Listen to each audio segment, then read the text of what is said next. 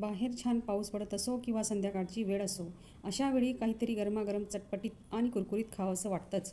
म्हणून आज आपण बनवणार आहोत अगदी कमी साहित्यात बाहेरून एकदम क्रिस्पी आणि आतून मऊ लुसलुशीत आलू टिक्की. विशेष म्हणजे ही टिक्की बिना कॉर्नफ्लॉवर, बिना तांदळाच्या पिठाची आणि कमी तेलात बनणार आहे. चला सुरुवात करूया. नमस्कार, सुकेशिनी राजपूत चॅनलमध्ये तुमचं मनापासून स्वागत. बटाटे घेतले आहेत, ते पूर्णपणे थंड करून 1 तास फ्रीजमध्ये ठेवले होते. यामागचं कारण म्हणजे थंड बटाट्यांमध्ये ओलावा कमी होतो, त्यामुळे टिक्की छान बांधली जाते, तुटत नाही आणि जास्त कुरकुरीत होते. बटाट्याची साल काढून ते व्यवस्थित मॅश करून घेऊया. तुम्ही किसणीनेही किसू शकतात.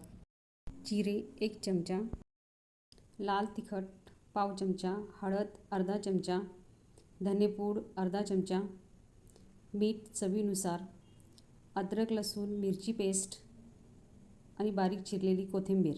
टिक्कीला छान बाइंडिंग व खमंग चव यावी म्हणून बेसन घालावे. 4 टीस्पून बेसन घालावे.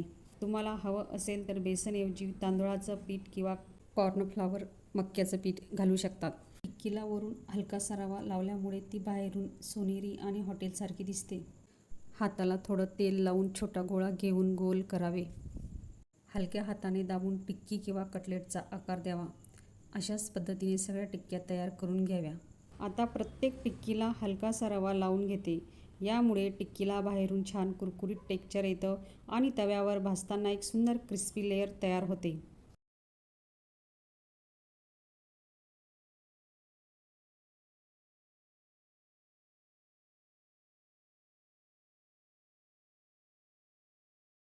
तवा आधीच गरम करून तव्यावर थोडं तेल लावून घेतलं आहे. तवा मध्यम आचेवरच ठेवायचा आणि टिक्क्या सावकाश तव्यावर ठेवायच्या. आपण टिक्की डीप फ्राय नाही तर शॅलो फ्राय करणार आहोत. एका बाजूने छान सोनेरी रंग आला की अलगद पलटून घ्यायच्या.